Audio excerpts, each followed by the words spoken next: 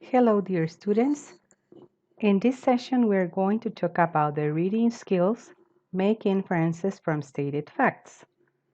We are going to understand how this works. First, we have to read the information about inferences. It is a reading skill that helps us a lot when we are discovering English and communicating ideas. Let's read the passage together, please. In the reading section of the IBT TOEFL test, you may sometimes be asked to answer a multiple choice question by drawing a conclusion from a specific detail or details in the passage. Questions of this type contain the words implied, inferred, likely, or probably to let you know that the answer to the question is not directly stated. In this type of question, it is important to understand that you do not need to pull the answer out of thin air. Instead, some information will be given in the passage and you will draw a conclusion from that information. Look at an example of an inference question. And here we have what is making inferences. Well, we usually imply something by what we say. We infer something from what somebody else says. The main difference between these two words is that a speaker can imply, but a listener can only infer. So that means that when you are reading a passage, you have to be careful because you are going to be implying information or sometimes you're going to be inferring information. That depends on the point of view or in the way that you are going to understand and analyze, especially thinking on the possible ideas. Let's read this passage, please. It is an example on how we are going to apply this skill.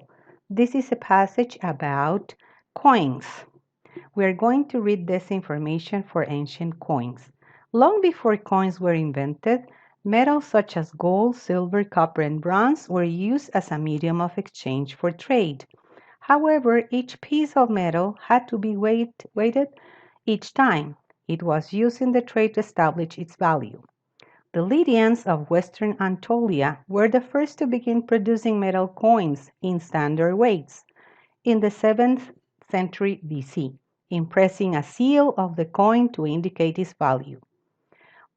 One such coin, minted during the time of Lydian King Croesus, who ruled from 560 BC to 546 BC, has been recovered by archaeologists.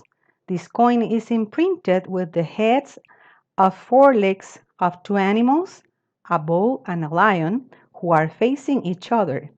It was not until 525 BC that coins with images on both sides came into being. So, in this passage, we have this information that is important that we have to notice. And the question says, it can be inferred from paragraph 1 that gold came into use as a medium of exchange when? In time. So you have to go to the reading again and you have to find the information here. It was from 560 BC to 546 BC. So it was before the 700s, right?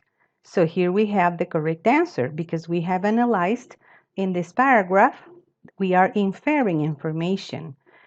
So in this example, you're asked to infer when gold came into use as a medium of exchange based upon stated information in the first paragraph. Here we have the information, but also here we have the other part of information, right?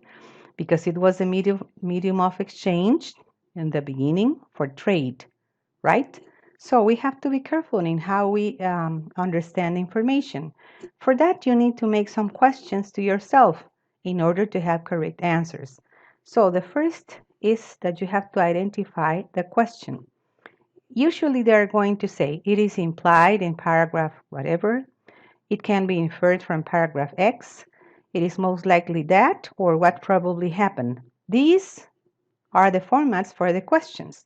And then where we are going to find the answers, usually we're going to find them in the general part of the passage, usually in the order that they present. How to answer the questions? Well, first you have to choose a keyword or phrase in the question that helps you understand better.